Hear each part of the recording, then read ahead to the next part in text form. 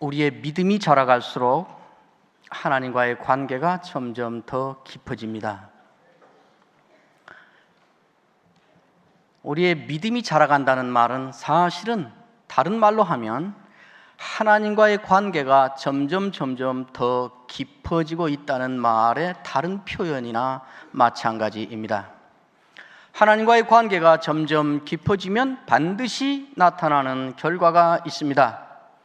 하나님이 누구이고 하나님은 어떤 분이신가 하는 것을 점점 더 확실하게 알게 되는 것입니다.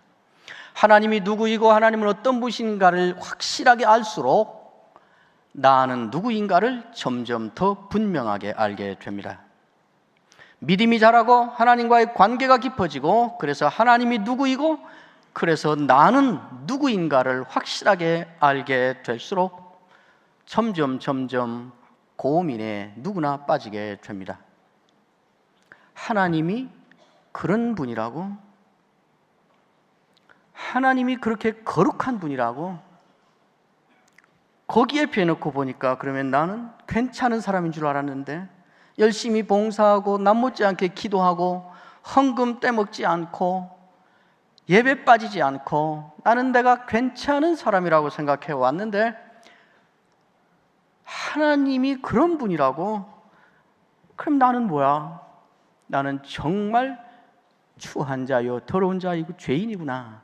하나님이 그런 사랑이시라고 나는 형편없구나.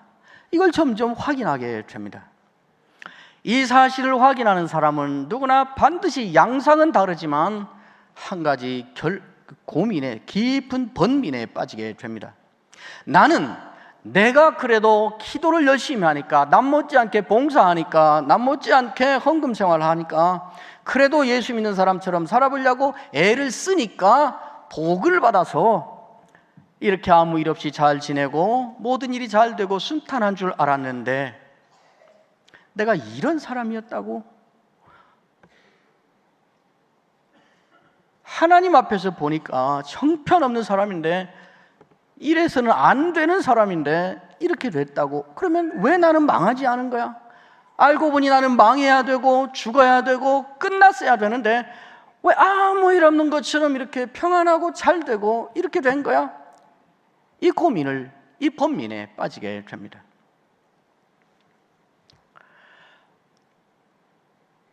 이 번민을 하는 사람은 누구나 할 것 없이 모두 다 결국 한 가지 결론에 이르게 됩니다. 내가 잘나서가 아니라, 내가 벌어들여서가 아니라, 나는 하나님께서 만약 그래 좋다, 우리 계산 똑바로 이제 제대로 하자, 네가 잘한 거에 대하여는 내가 잘한 대로 갚아주고 네가 잘못한 것에 대하여는 잘못한 대로 보응을 하기로, 이제 우리 계산 철저히 제대로 하자, 그러고 하나님께서 달라붙으셨다면 나는 벌써 골병번도 더 죽고 12번도 더 망했어야 맞는데 어째서 지금까지 아무 일 없는 것처럼 살아있을까? 잘 되고 있을까? 나 때문이 아니라 망해야 되고 죽어야 되는 나인데도 불구하고 나 같은 자를 포기하지 않으시는 주의 은혜 때문이었구나. 이 사실을 누구나 인정하게 됩니다. 사실 믿음이 자란다는 말은, 믿음이 자란 것의 결과는 내가 사는 것은 포기하지 않으시는 주의 은혜 때문이구나 하는 것을 점점 더 확실하게 알아가고 그것을 고백하게 되는 것을 우리는 믿음이 자란다고 말하는 것입니다. 여러분, 주님의 포기하지 않으시는 우리 주의 은혜로 오늘 우리가 여기에 있고 이렇게 살고 있다는 사실을 믿으시기를 바랍니다. 오늘 우리가 읽은 이 본문은 이렇게 포기하지 않으시는 주의 은혜가 얼마나 기가 막힌 것인가를 단적으로 보여주는 대표적인 사건입니다. 예수님이 십자가에 못 박히시기 위하여 이렇게 붙잡히셨습니다. 대제사장의 집으로 끌려가고 있습니다. 끌려가는 예수님 멀찍이 한 사람이 그걸 보며 따라가고 있었습니다. 베드로였습니다. 베드로는 왜 이렇게 멀찍이서 예수님을 따라가고 있는 것일까요? 보나마나 뻔합니다. 지금 죽임을 당하기 위하여 죄수로 끌려가는 저분하고 나는 관계가 없다. 난 그냥 일이 궁금해서 무슨 일인가 하고 한번 살펴보려고 구경 삼아 가는 것뿐이다 라는 것을 행동으로, 외적으로 사람들에게 말하고 싶었을 것입니다. 왜 베드로는 이렇게 할까요? 이게 자칫하면 같이 몰려 죽을 수 있는 길이니까요. 우리는 지난 3년 동안 예수님과 베드로 사이가 어떤 관계였던가를 잘 알고 있습니다. 예수님은 지난 3년 동안 모든 사랑을 이 사람에게 쏟아 부었습니다. 중요한 곳에 갈 때는 언제나 제자들 가운데서 다시 또 뽑아서 이 사람을 데리고 갔습니다. 베드로의 장모가 열병이 걸렸다는 소식을 듣고 만사제치고 달려가서 집에 들어가 그 장모의 병을 고쳐주었습니다. 개인적으로만 아니라 그 가정사회까지 예수님은 베드로에게 관심을 갖고 쏟아부었습니다. 어느 길바닥에서 예수님은 많은 군중이 보는 가운데, 모든 다른 제자들이 보는 가운데에 내가 내 이후에, 이 반석 위에, 너의 이 고백 위에 내 교회를 세우리라, 음부의 권세가 이기지 못하는 내 교회를 세우리라 하고 베드로에 대한 절대적인 신뢰를 공적으로 선포하셨던 그런 사람입니다. 예수님은 한 번도 그렇게 말을 한 적이 없지만은 성경을 연구하는 사람들은 교회사에서 베드로와 예수님과의 관계를 깊이 연구한 다음에 모두가 베드로를 가리켜서 예수님의 수제자라고 그렇게 별명을 붙일 만큼 그런 사이였습니다. 그런데 베드로는 지금 멀찍이 따라가고 있는 것입니다. 무슨 심정을 했을까 하는 것을 정확히는 알 수 없습니다. 그러나 제 짐작이 맞는 것이, 이 이후에 일어나는 일을 보면 그것이 확실합니다. 예수님이 끌려서 대제사장의 뜰에 들어갔습니다. 사람들도 몇이 거기에 마당에 앉았습니다. 모닥불을 피웠습니다. 추운 밤이니까요. 불을 쬐고 있습니다. 불이 타고 있으니까 불빛이 얼굴에 비쳐서 얼굴들을 이렇게 알아볼 수 있습니다. 잠시 한 여자, 심부름하는 여자아이가 거기를 지나가다가 힐끗 보았습니다. 베드로의 얼굴을 보았습니다. 그리고 이야기합니다. 이 사람도 저 사람하고 함께 있었는데? 베드로가 마치 그 말을 듣자마자 용수철이 튀듯이 즉각적으로 반응을 나타냅니다. 이 여자여, 내가 저를 알지 못하노라. 아줌마, 사람 잘못 봤어요, 이 말이죠. 잠시 후에 다른 사람이 또 베드로를 가다가 보고 말합니다. 너도 그 패거리잖아. 58절에 그 말이지요. 조금 후에 다른 사람이 보고 가로되 너도 그 당이라 하거늘 베드로가 망설임 없이 즉각적으로 반응을 나타냅니다. 야, 이 사람아, 나는 아니네. 즉각적으로 예수를 모른다고 부인합니다. 1시간쯤이 지났습니다. 다른 한 사람이 와서 아주 호언장담하면서 말합니다. 내가 똑똑히 봤는데 내가 확실한데 저 사람, 이 사람, 저 사람하고 같이 다닌 사람이야. 갈릴리 사람이잖아. 베드로가 그러자 더 강하게 말을 합니다. 60절에 보면 베드로가 가로되 이 사람아, 나는 너 하는 말을 알지 못한다. 다른 성경 마가복음이나 마태복음에도 이 기록이 나오고 있습니다. 마가복음 14장 71절에는 더 구체적으로 말하고 있습니다. 베드로가 저주하고 맹세하여 가로되 나는 그를 모른다 하고 예수를 부인하니라 그랬습니다. 하늘을 가리켜 말하건대 나는 예수의 옛자도 모르는 사람이야. 저주하고 말했다 그랬습니다. 예수를 저주했다는 말이 아니라 자기 자신을 저주했다는 말입니다. 이런 식이지요. 내가 저 사람하고 함께 다녔고 내가 예수를 아는 사람이라고? 만약 그렇다면 이 사람아, 내가 예수의 옛자라도 알면 나는 사람의 아들이 아니네. 이 사람아, 나는 개의 아들이네, 고양이 아들이네. 이런 식으로 말했다는 거예요. 자기를 저주했다는 거예요. 나는 예수와 관계없다는 것을 다른 사람에게 설득하기 위해서 자기 자신을 사람이 아닌 것으로까지 만들어 가면서 예수를 부인했다 말입니다. 절대로 나는 모른다. 완벽하고 철저하게 제자 베드로가 선생 예수를 부인하고 배신하고 있는 장면입니다. 그때 마지막 부인을 하고 나자 그 순간에 닭 우는 소리가 들렸습니다. 베드로는 고개를 돌려 예수를 바라보았습니다. 예수님은 이미 얼굴을 돌려 베드로를 물끄러미 내려다보고 있었습니다. 두 사람의 눈총이 마주쳤습니다. 그 순간에 베드로가 까맣게 잊고 있었던 것, 아무 일도 없었던 것처럼 잊어버리고 있었던 한 가지가 번개가 스쳐가듯이 베드로의 머리를 스쳐갔습니다. 불과 2-3시간 전에 예수님이 자기에게 했던 말이 생각난 것입니다. 오늘 이 밤 닭 울기 전에 내가 3번 나를 부인하리라. 이것이 갑자기 생각이 났습니다. 그것이 생각나자 베드로는 일어나서 밖에 나가서 통곡을 하며 울었습니다. 베드로가 밖에 나가서 심히 통곡하며 울었다는 이 말이 의미하는 것이 무엇일까요? 여러 가지를 포함했을 것입니다. 밖에 나가 심히 통곡하며 우는 베드로의 심정의 핵심이 무엇이었을까요?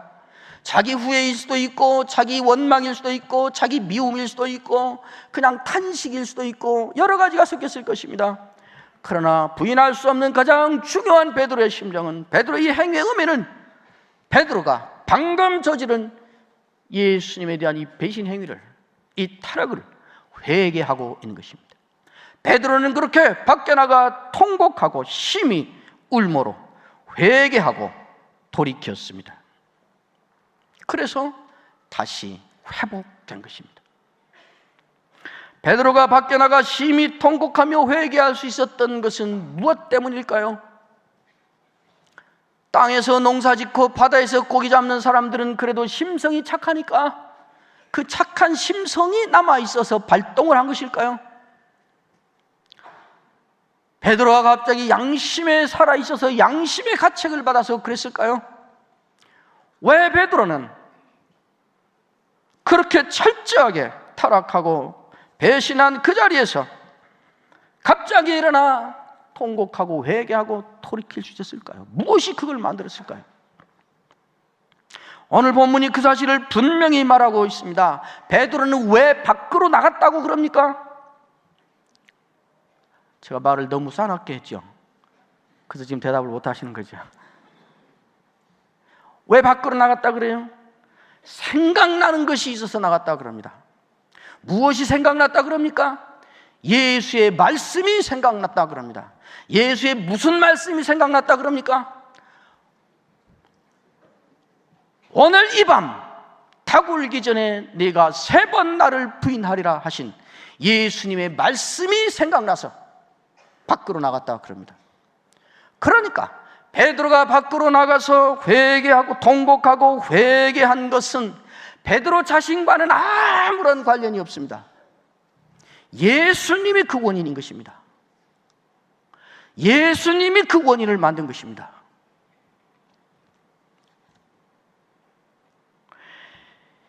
예수님은 이 베드로의 배신을 언제 아셨을까요? 2번만 물어보고 안 물어볼게요. 예수님은 베드로가 당신을 그렇게 철저하게 배신하리라는 것을 언제 아셨을까요? 마당에 잡혀와서 이렇게 보니까 이 녀석이 부인해. 저놈이 나를 부인하네? 저기 또 하네? 저 녀석 3번씩 부인하잖아. 그래서 아셨을까요? 언제 아셨을까요? 예수님이 베드로에게 네가 오늘 이 밤 닭 울기 전에 나를 3번 부인하리라 그 말을 할 때 알았겠지요. 그렇죠? 아니까 말한 거 아니겠어요? 이렇게 귀한 진리를 놓고 비웃으시다니. 그 말을 할 때 알았겠지요. 그러면 예수님은 이 말을 언제 했을까요? 그래서 오늘 이 사건은 54절부터 시작해서 62절에 끝나는 사건이 아니고 사실은 31절부터 시작된 사건의 일부분입니다. 31절부터 봐야 이 사건을 알 수가 있는 것입니다. 내용은 이렇습니다. 예수님께서 제자들과 마지막 모임을 하고 있었습니다. 예수님은 아시는 거지요. 그래서 하나님의 나라에 대한 이야기를 하고 있었습니다. 마지막 담화를 하고 있었습니다. 아버지께서 나에게 그의 나라를 준 것 같이 이제 내가 그 나라를 너희에게 맡긴다. 너희는 내가 시험 당할 때 어려울 때 언제나 나와 함께 있었던 사람들이다. 그렇게 이야기를 예수님이 하고 있습니다. 그때 베드로가 예수님께 이야기를 합니다. 다 주를 버릴지라도 나는 주를 버리지 않겠습니다. 여기 있는 말대로 하면 내가 주와 함께 옥에도 가고 죽는데도 갈 자신이 있습니다. 이렇게 말을 했습니다. 마가복음 14절은 더 자세하게 말했습니다. 예수님이 말씀합니다. 너희가 다 나를 버리리라. 29절에 베드로가 예수님께 이어서 말합니다. 다 버릴지라도 나는 아닙니다. 다 버릴지라도 나는 그리하지 않겠나이다. 그러자 예수님이 그 말을 받아서 다시 말씀하십니다. 내가 진실로 내게 이르노니 오늘 이 밤 닭이 2번 울기 전에 네가 3번 나를 부인하리라. 베드로가 예수님의 이 말을 듣고 발끈합니다. 사람을 어떻게 보고 내 말을 그렇게 못 믿고 나를 어떻게 보고, 아마 그랬던 것 같습니다. 바로 그 말을 받아서 베드로가 말합니다. 베드로가 힘있게 말하되 내가 주와 함께 죽을지언정 주를 부인하지 않겠나이다. 한마디로 하면 나는 다 주를 버려도 나는 아닙니다. 나는 주를 위해서라면 감옥이 아니라 죽는데도 갈 수 있고 갈 자신이 있습니다. 그렇게 말하고 있을 때 예수님이 오늘 이 밤 닭 울기 전에 네가 나를 3번 부인하리라 이렇게 말씀한 것입니다. 자신 있게 말할 때 그때 말한 것입니다. 예수님은 이미 2-3시간 후에 이 사람이 어떻게 철저하게 당신을 부인하고 배신하고 떨어져 나갈 것인가를 알고 있는 그 시점에 베드로는 절대 나는 아닙니다. 나는 주와 함께 죽을 자신도 있습니다. 죽는 데까지 같이 갈 각오를 하고 있는 사람입니다 라고 말하고 있습니다. 이런 상황이라면 여러분은 어떻게 하실 것 같아요? 여러분의 사장님이신데 직원이, 부장이 이 회사의 기밀을 빼서 다른 회사에 팔아넘기고 그 회사의 부사장으로 가기로 3주 후에 가기로 딱 약속이 되어 있는 걸 내가 아는데 너를 찾아와서 여러분 회사에 실제 이런 일이 있다는 말이 아니고요, 또 있으라는 말도 아니고 그냥 예를 들면요, 와서 사장님, 저는 진짜 사장님 덕에 온 가족과 온 가문이 삽니다. 저는 죽는 날까지 사장님 모시고 사장님 사업 함께하며 사장님 모시고 그렇게 살 것입니다. 근데 나는 알고 있어요. 3주 후에 이제 기밀 뺏어 가서 다른 회사 가서 부사장 할 거라. 그럼 여러분 어떻게 하시겠어요? 제가 담임 목사인데 우리 부목사님이 이렇게 해서 한 달 후에 알고 있다. 그럼 어떻게 할까요? 대책을 세워야겠죠. 그죠? 어떤 대책을 세우실 것 같아요? 여러분 어떤 대책을 세우실지 모르겠지만 제가 세울 대책은 확실해요. 그러기 전에 죽여버리는 거죠. 그 짓을 못하게 아예 싹을 잘라버리는 것이죠. 예수님도 대책을 세우십니다. 예수님이 세운 대책은 이것입니다. 시몬아, 시몬아, 보라, 사탄이 너를 밀가부로 하려고 너희를 청구하였으나 내가 너를 위하여 내 믿음이 떨어지지 않기를 위하여 기도하였나니 너는 돌이킨 후에 내 형제들을 굳게 하라. 이것이 예수님이 세운 대책이었습니다. 예수님이 세운 대책의 핵심은 이것입니다. 그 일을 못하게 죽여버리고 잘라 없애는 것이 아니라 그 지경에까지 타락하고 그 지경에까지 떨어져 버린 이 사람을 그 자리에서 다시 회복하여 일으켜 세울 대책을 세우신 것입니다. 시몬아, 시몬아, 보라, 사탄이 너희를 밀가부르듯 하려고 청구하였으나 내가 너를 위하여 내 믿음이 떨어지지 않기를 위하여 기도하였나니 너는 돌이킨 후에 내 형제를 굳게 하라. 예수님은 이 대책을 확실하게 하기 위하여 세밀한 전략을 세우십니다. 심지어 베드로를 그 자리에서 회복할 수 있는 실마리가 되게 하기 위하여 다구는 소리까지 동원하십니다. 많은 주석가들이 이 대목을 그렇게 주석해 놨습니다. 베드로가 예수님을 부인할 때는 새벽 1시나 2시경인데 그때는 다구는 시간이 아니다. 근데 닭은 울고야 말았습니다.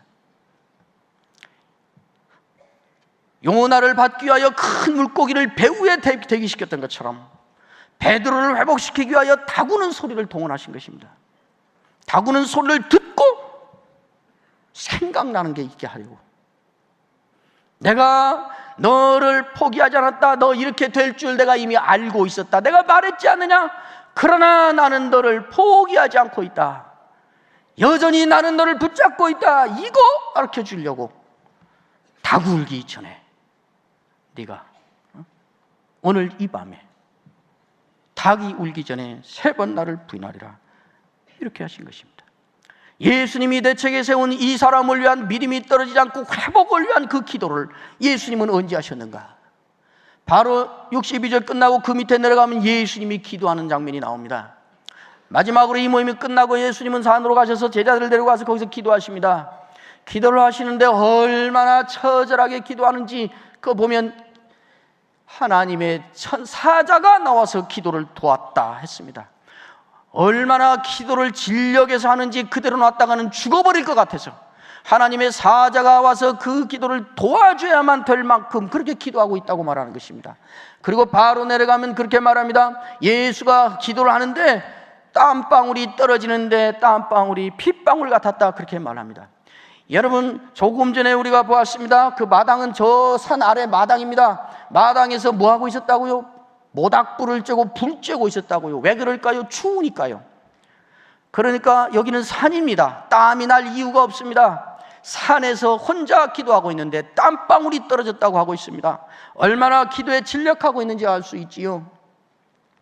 땀방울이 떨어지는데 핏방울 같았다. 아, 예수님은 신이시라, 하나님이시라. 기도할 때도 참 유별나셔. 우리는 기도할 때 땀방울이 떨어지는데 예수님은 기도하니까 신이라 핏방울이 떨어졌다고. 이 말이 아니에요. 땀방울이 떨어진 것입니다. 그런데 그 떨어지는 땀방울을 기도하는 그분의 모습과 견주어서 보니까 저건 땀이 아니라 피네 하고 여겨질 만큼 그렇게 기도하고 있었다는 것입니다. 예수님이 그렇게 기도하는 그 기도의 핵심 주제는 아버지여 이 잔을 내게서 옮기시옵소서 였습니다. 자기 생명의 문제와 관련된 것이었습니다. 자기 생존 문제를 놓고 기도하는 판이었습니다. 예수님은 이 배신자 베드로를 위한 기도를 이때 하신 것입니다. 저는 이렇게 못할 것 같아요. 아니, 배신자가 아니라 나를 사랑하는 사람이었다 해도 내 문제가 이렇게 급한데 그 틈에 이 사람을 위해서 기도 못할 것 같아요.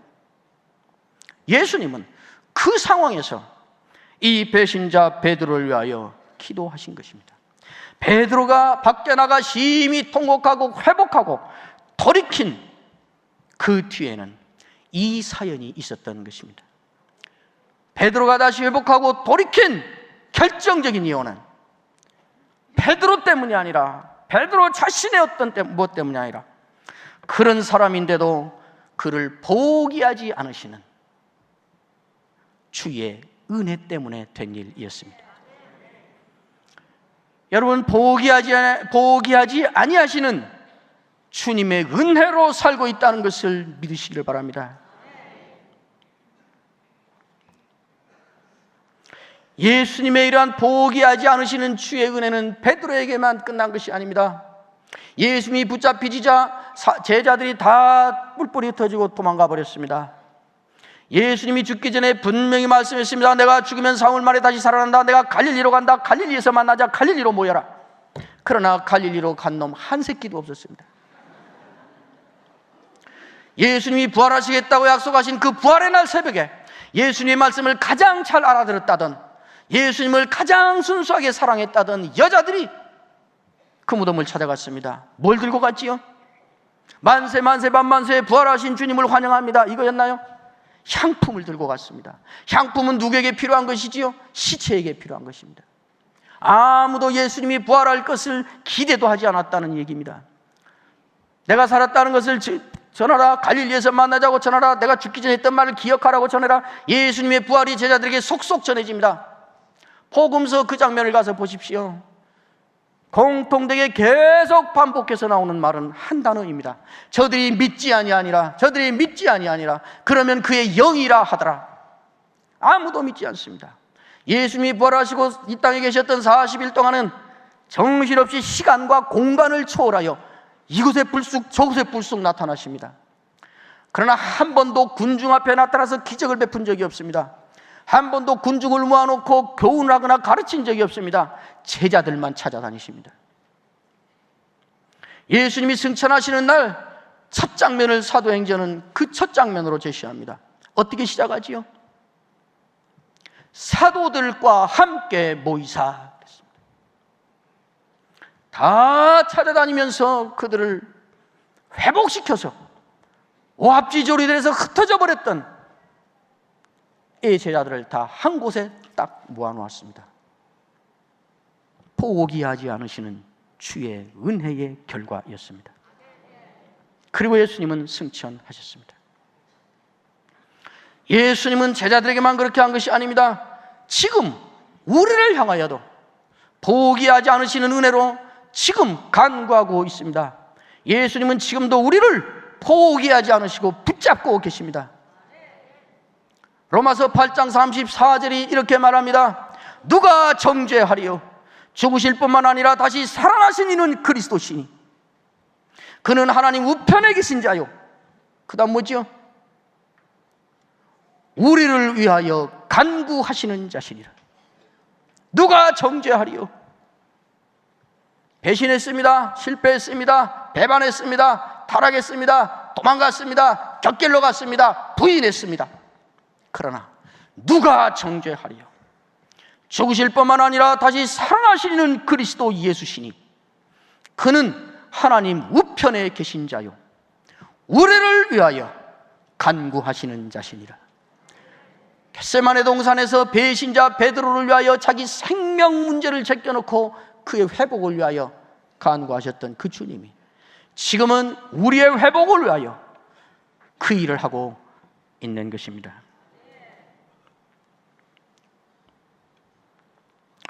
여러분, 주께서 우리를 포기하지 않으십니다. 우리가 이나마 이렇게 살고 있는 것은 우리의 은사가 많아서가 아닙니다. 우리의 열심 때문이 아닙니다. 여러분이 드리는 헌금 때문이 아닙니다. 여러분들이 한 봉사 때문이 아닙니다. 잘한 거 상 받고 못한 거 벌 받기로 했으면 우리는 골백 번도 더 죽었어야 된다니까요. 우리가 그 많은 죄악과 실수에도 불구하고 이렇게 아무 일 없는 것처럼 편안하게 앉아있는 것은 우리를 포기하지 않으시는 주의 은혜 때문입니다. 우리가 어떤 사람인지 주님은 미리 아셨습니다. 내가 어떻게 주님을 반역하고 배신할 것인지, 어떻게 우리가 무너져 내릴 것인지 주님은 오래전에 아셨습니다. 그러나 주님이 나를 포기하지 않으셨습니다. 포기하지 않으시는 주의 은혜로 오늘 우리가 여기 이렇게 있는 것입니다. 그러므로 여러분 명심하시기를 바랍니다. 주님은 나를 포기하지 않으신다. 주님은 우리를 포기하지 않으신다. 주님은 내 자식을 포기하지 않으신다. 주님은 우리 가정을 포기하지 않으신다. 주님은 우리 교회를 포기하지 않으신다. 오늘 이 사건이 우리에게 던지는 메시지는 분명합니다. 두 가지입니다. 첫째는 베드로와 같이 밖에 나가 심히 통곡하는 회개의 삶을 지속적으로 살아야 된다는 것입니다.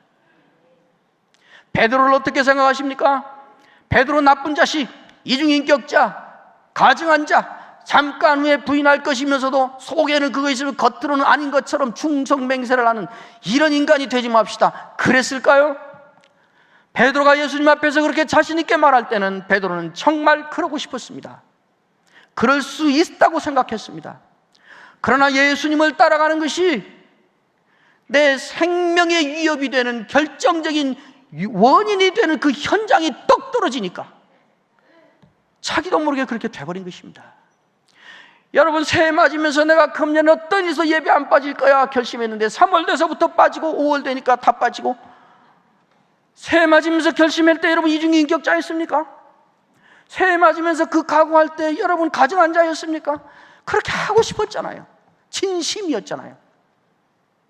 그런데 교회 한번 안 빠지기 위해서 회사를 빠지는 것이 승진의 결정적인 문제가 되고, 교회 한번 안 빠지는 것이 우리 아이 다음 시험 점수 올리는 데 결정적인 장애가 되는 현장이 오니까 나도 모르게 그렇게 돼버린 거잖아요. 그러므로 우리가 절대로 실수하지 않으며 절대로 배반하지 않으며 살겠다고 결심하는 것은 매우 고마운 일입니다. 매우 중요한 일입니다. 그러나 그대로 살 수 있는 가능성은 100% 없습니다. 우리는 언제 실수가 끝나는가? 죽을 때 끝납니다. 그러므로 더 현실적이고 더 확실한 것은 실패할 때마다, 실수할 때마다 포기하지 않으시는 주의 음성을 듣고 밖에 나가 심히 통곡하며 회개하고 다시 회복하는 일을 죽을 때까지 계속하려고 하는 것이 더 중요한 것입니다. 마지막 두 번째, 우리에게 분명히 주는 메시지가 있습니다. 포기하지 않아야 된다는 것입니다. 포기하지 말아야 됩니다. 처칠이 수상이 됐을 때 그가 나온 중학교에서 학교 와서 연설을 해달라고 초청을 해서 갔대지요. 자기의 모교에 가서 그때 한 연설이 역사적으로 유명한 연설이 되어서 지금도 남아있지요. 그런데 뜻밖에도 그 연설은 논리적으로 탁월하고 윤리적으로 또 수준이 높은 긴 말이 아니라 단 3마디였습니다. Don't give up. Never give up. Never give up. 모르지요 뭐. Don't give up. Never give up. Never give up. 뭐 이렇게 말했는지 현장에서 안 들었으니까 모르지요. 그러나 내용은 분명한 거 아니겠습니까? 포기하지 마십시오. 결코 포기하지 마십시오. 절대로 포기하지 마십시오. 우리는 3가지를 포기하지 않아야 됩니다. 하나님을 포기하지 않아야 됩니다. 기도 응답이 없다고 기도를 그만하기로 하는 순간 여러분은 기도 행위를 포기하는 것이 아니라 그 기도를 들으시는 하나님을 포기하는 것입니다. 봉사했더니 괜히 상처만 받고 구설수에만 올랐다고 나는 이제 교회를 위한, 복음을 위한 봉사하지 않겠다고 결정해버리는 순간 여러분은 봉사하는 행동을 포기하는 것이 아니라 그 봉사를 통하여 증거될 주의 복음과 그 복음의 주인이신 하나님을 포기하는 것이 됩니다. 하나님을 포기하지 않아야 됩니다. 둘째는 나 자신을 포기하지 않아야 됩니다. 어느 때는 내 자신이 나도 내가 싫을 때가 있습니다. 저도 지금도 가끔 하나님께 기도하다가 그렇게 탄식합니다. 하나님, I hate myself. 나도 내가 미워요. 내가 싫어요. 나를 포기해버리고 싶을 때가 있습니다. 그러나 그때도 명심해야 됩니다. 포기해서는 안 됩니다. 왜요? 내가 아직도 일말의 가능성이 있기 때문에 그렇지 않습니다. 이유는 단 한 가지입니다. 주께서 나를 포기하지 않기 때문입니다. 마지막 3번째, 다른 사람을 포기하지 않아야 됩니다. 주님이 포기하지 않으신 다른 사람을 내가 포기할 권한이 없습니다. 주님이 포기하지 않으므로 내가 여기 있듯이 지금 그 사람도 주님이 포기하지 않으므로 언젠가 여기 있을 것입니다. 그러므로 내가 다른 사람에 대하여, 자녀에 대하여, 남편에 대하여, 아내에 대하여, 교회에 대하여, 다른 교인에 대하여, 다른 지체에 대하여 내가 마지막 말을 하거나 내가 마지막 결정을 하는 것은 참으로 두려운 일입니다. 우리는 다른 사람을 포기할 권한이 없습니다. 포기하지 마십시오. 절대로 포기하지 마십시오. 절대로 포기하지 마십시오. 세월이 약이어서 살다 보면 언젠가 잘 될 것이기 때문이 아닙니다. 말이 씨가 되어서 언젠가 말이 씨가 될 거기 때문이 아닙니다. 잘 될 거야, 잘 될 거야, 잘 될 거야 하고 주문을 외우면, 자기 최면을 걸면 언젠가 잘 될 것이라는 긍정의 힘이 있기 때문에 그런 것이 아닙니다. 쨍하고 해뜰 날이 올 것이라는 요행수에 대한 믿음 때문도 아닙니다. 주님이, 우리 주님이 우리를 포기하지 않으시기 때문입니다. 우리 주님이 포기하지 않으시는 주의 은혜로 나를 붙들고 계시기 때문입니다. 내가 나를 사랑하는 것보다, 내가 내 자녀를 사랑하는 것보다, 내가 이 교회를 사랑하는 것보다 우리 주님이 더 사랑하십니다. 포기하지 아니하시는 우리 주의 은혜와 더불어 복된 회복의 삶을 누리시기를 주의 이름으로 축원합니다. 기도하겠습니다.